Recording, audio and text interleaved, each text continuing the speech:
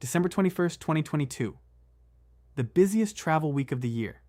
Southwest Airlines is about to have the worst operational meltdown in modern aviation history. Over 5 days, they'll cancel 16,700 flights, strand 2 million passengers, lose 31,000 bags. And it all happened because Southwest refused to upgrade software from 1990. This wasn't a weather disaster. This wasn't a cyber attack. This was technical debt coming due, with interest. This is the story of what happens when you postpone upgrades for decades to save money, and 3 years later, they're still paying the price. Welcome back to the Breakdown Economy. I'm Tony, and today we're talking about the airline that learned the hard way that you can't run a modern operation on 1990s technology. And as we'll see, they still haven't fully learned that lesson. Southwest Airlines, the scrappy low-cost carrier that revolutionized American air travel. No assigned seats. Bags fly free. Point-to-point routing instead of hub and spoke. For decades, it worked. Southwest was profitable when competitors weren't. They had happy employees, loyal customers, and a reputation for reliability. But underneath all that success, their technology was rotting. Southwest's crew scheduling system, the software that assigns pilots and flight attendants to flights, was called SkySolver. It was built in the early 1990s, and it had barely been updated since. Now let me be clear about what we mean by old system. This isn't like your grandma using Windows XP. This is mission-critical infrastructure running on technology older than most of Southwest's employees. In 1990, Southwest had about 100 planes and flew to maybe 30 cities. By 2022, over 700 planes, 100+ destinations, thousands of crew members. The system wasn't designed for that scale, and everyone knew it. Southwest's pilots' union had been warning about this for years. The Southwest Airlines Pilots Association sent letters to management documenting system failures, crew scheduling disasters, and infrastructure vulnerabilities. 2015, union raises concerns about aging systems. 2017, more warnings after minor scheduling failures. 2019, detailed report on infrastructure risk. 2021, explicit warnings about potential meltdown. 2022, it's not a matter of if, but when. Every single time, Southwest's response was essentially, "We know, we're working on it, but upgrades are expensive." And here's the thing, Southwest was making money, billions in profits. But instead of investing in infrastructure, they focused on expansion and shareholder returns. Stock buybacks? Check. Dividends? Check. Modern crew scheduling system? Nah, too expensive. December 2022. A major winter storm is approaching. Airlines across the country are preparing for disruptions. This is normal. Airlines deal with winter weather all the time. You proactively cancel some flights, rebook passengers, adjust crew schedules, and ride it out. United, American, and Delta, they all canceled flights ahead of the storm. They all had disruptions, but they recovered within a day or two. Southwest? Southwest was about to discover that its 1990s technology couldn't handle a 2022 crisis, and the results would be catastrophic. December 21st, 2022. The winter storm hits, it's bad. Extreme cold, snow, ice across the central United States. Southwest cancels about 800 flights on the 21st and 22nd. So does everyone else. This is expected. This is manageable. A piece of cake. And then the system breaks. December 23rd. The storm has passed. Other airlines are resuming normal operations. Southwest cancels 2,300 flights. December 24th, Christmas Eve, Southwest cancels another 2,500 flights. The weather is fine now. Other airlines are flying, but Southwest is in complete operational collapse. Here's what happened. When the initial storm cancellations occurred, SkySolver, that 1990s crew scheduling system, couldn't handle the volume of reassignments. In modern airline operations, when flights get canceled, you need to 1. Reassign crew members to different flights. 2. Track crew duty time limits, FAA regulations. 3. Account for crew positioning, getting crew to where they're needed. 4. Manage crew rest requirements. 5. Coordinate across hundreds of airports simultaneously. SkySolver could do this. Slowly. When things were normal. But when hundreds of flights are canceled at once, the system couldn't keep up. It started getting backed up. Requests were queuing. And here's where it gets really bad. The system couldn't process crew assignments fast enough, so Southwest's dispatchers had to do it manually, by phone. Imagine trying to coordinate thousands of pilots and flight attendants across the entire United States by calling them on the phone. Pilots were calling the scheduling center, trying to find out which flight they were assigned to. The hold times were 8, 10, 12 hours. Some pilots never got through. Flight attendants were showing up at airports with no idea which plane they were supposed to be on. Planes were sitting at gates with full passenger loads but no crew. And because the system was so overloaded, Southwest couldn't even accurately track its own crew members' locations. And then the cascade really accelerated. Because Southwest's point-to-point model meant planes needed to be in specific cities to operate their next flight. When flights cancel, planes end up in the wrong cities. Crew ends up in the wrong cities, and you need both plane and crew in the right place at the right time. With a functioning system, you can optimize this. Reposition aircraft overnight. Deadhead crew to where they're needed. Recover within 24 or 48 hours. Without a functioning system, complete chaos. December 25th, Christmas Day, Southwest cancels 2,600 more flights. December 26th, 2,400 flights canceled. December 27th, 2,350 flights. The storm was long over. The weather was fine. But Southwest couldn't recover because it had no idea where its crew members were or how to reassign them. And then there's the luggage. Oh, the luggage. 31,000 bags lost or misplaced. Mountains of luggage piling up at airports because the systems that track bags were also overwhelmed. Passengers who did manage to get on flights arrived at their destination with no bags. Bags ended up in random cities with no way to track them. Southwest had to rent out entire convention centers just to sort through the backlog. Some passengers didn't get their bags back for weeks.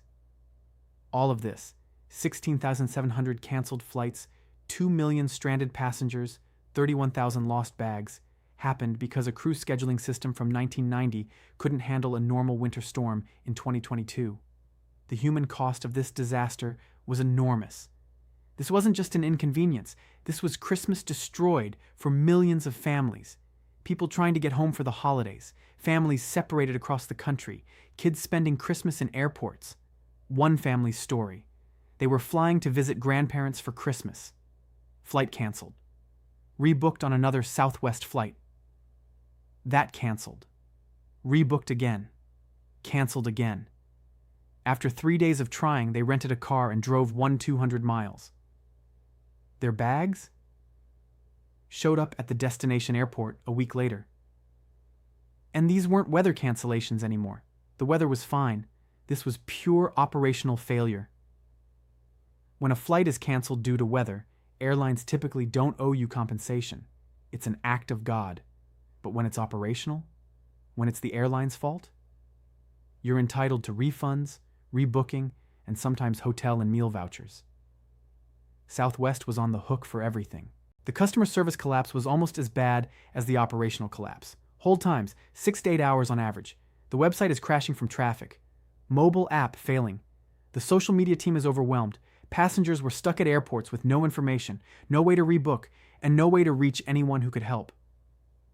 Southwest's CEO put out statements apologizing. But apologies don't get you home for Christmas. The regulatory fallout was swift and severe. December 27th, still in the middle of the crisis, the Department of Transportation announces an investigation into Southwest. Secretary of Transportation Pete Buttigieg personally called Southwest's CEO demanding answers and action.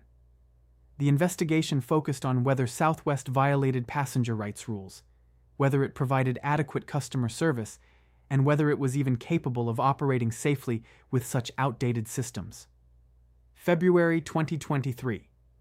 Senate hearings. Southwest CEO testifies before Congress. The questions are brutal. How long have you known about these system failures?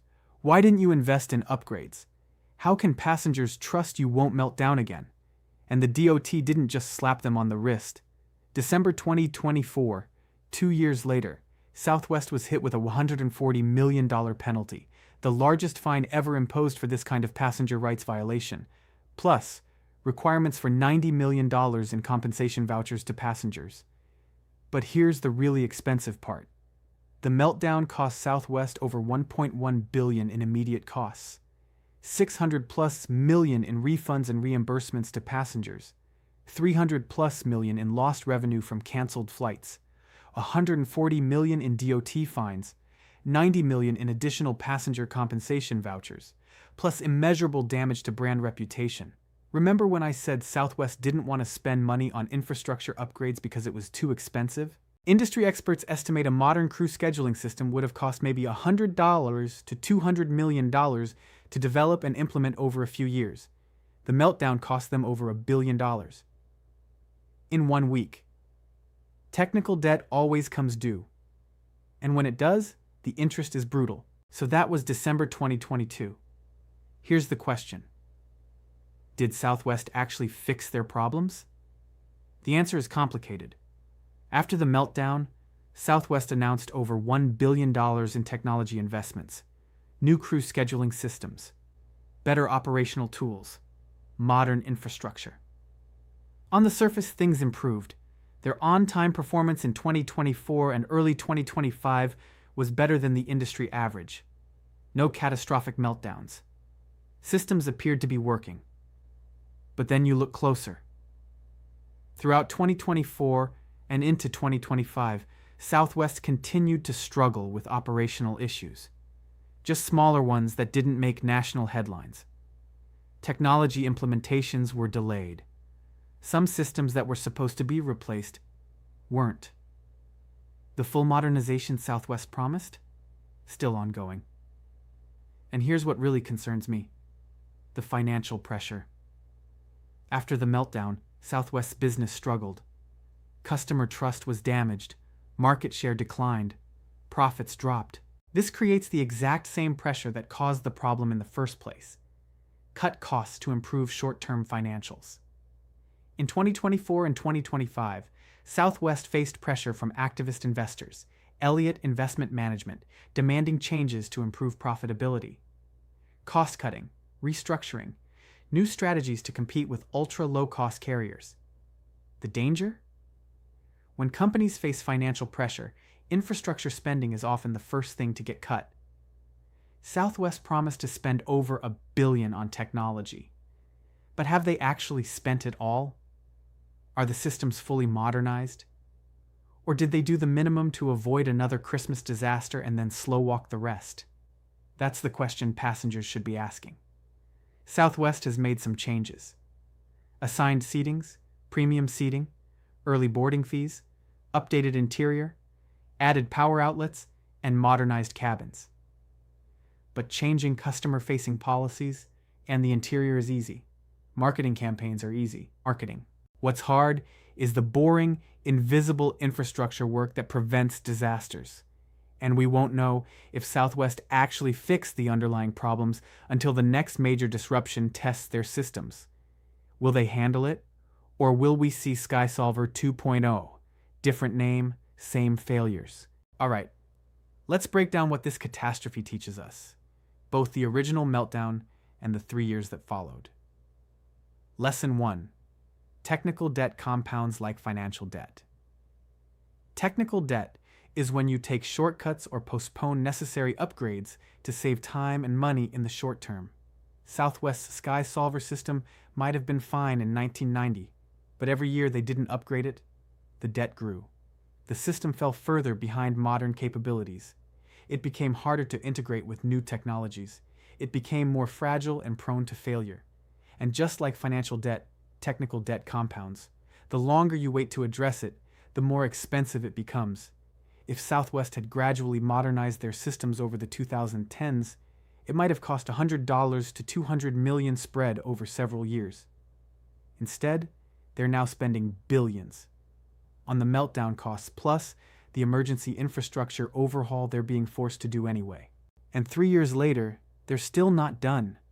Lesson 2. Warnings from frontline workers matter. The pilots' union had been screaming about this for years. 2015, system is aging and becoming unreliable. 2017, we are deeply concerned about operational resilience. 2019. Infrastructure failures are increasing in frequency. 2021. A catastrophic failure is not a matter of if, but when. The people actually using these systems every day told management exactly what was going to happen, and management ignored them until disaster struck. Why? Because frontline workers were talking about operational risk, and management was looking at quarterly earnings. But here's what's insidious. Even after the disaster, the same pressures exist. Financial analysts want cost-cutting. Investors want profitability. Executives want stock prices up. Infrastructure investment? Still boring. Still invisible. Still easy to postpone. Lesson 3. Post-disaster promises don't always materialize. After every major failure, companies make big promises. Billion-dollar investments. Complete overhauls. This will never happen again. Sometimes they follow through. Sometimes they do the minimum to avoid regulatory action and then quietly scale back. The test isn't what companies promise after the disaster. It's what they actually deliver 3, 5, 10 years later, when the headlines have faded and the financial pressure returns. Lesson 4. Disaster creates change, but not always the right change. Southwest has definitely changed since December 2022. They've invested in technology, they've modified processes, they've improved some systems, but they've also faced financial struggles, activist investor pressure, and the temptation to prioritize visible customer-facing changes over invisible infrastructure improvements. The real test? Whether they've fundamentally changed their approach to infrastructure investment or just patched enough to avoid another Christmas meltdown. Here's the uncomfortable truth. Southwest's problem is everywhere. Banking systems from the 1970s are still running on COBOL and processing your transactions. Healthcare records on systems from the 1980s. Government services have been running on mainframes since the 1960s. It works until it doesn't. And then the failure is catastrophic. As of early 2026, Southwest is functional. They're operating. They're flying planes. Most passengers get where they're going. But functional isn't the same as fixed. The question isn't whether Southwest is better than December 2022. Of course they are. The bar was so low it was literally on the ground. The question is whether they've actually modernized their infrastructure enough to prevent the next crisis. The one that won't be a winter storm. The one that'll be something they haven't predicted yet. The new system fixed SkySolver's inability to handle winter storm disruptions. It was built for resilience first. It is automated with real-time data. And it is designed for worst-case scenarios. This is all great. But what about the next system that's been ignored? The next piece of infrastructure held together with duct tape? The next warning from workers that management dismisses because we can't afford it right now? And here's the broader concern. Southwest's meltdown sent a message to the entire airline industry. The message could have been, invest in infrastructure before disaster strikes.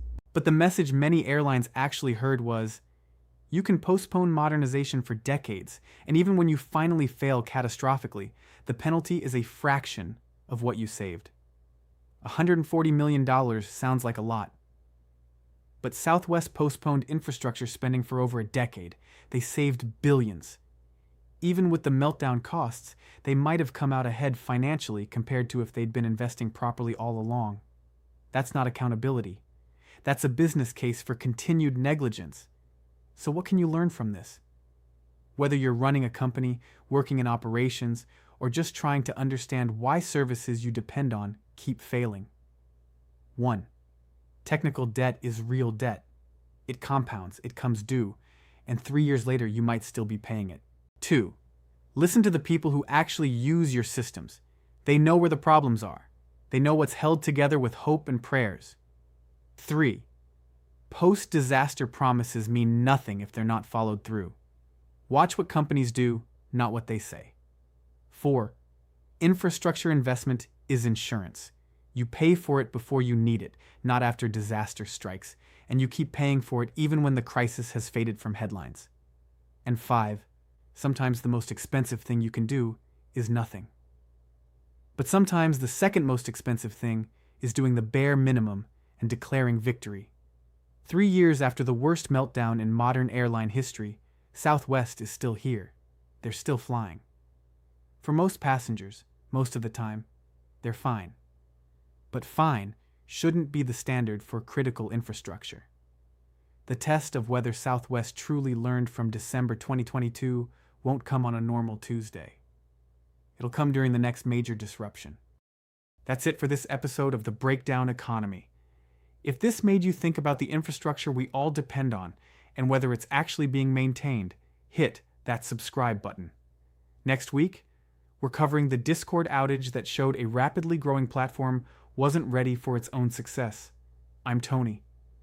Invest in infrastructure. Listen to warnings. Upgrade before you crash.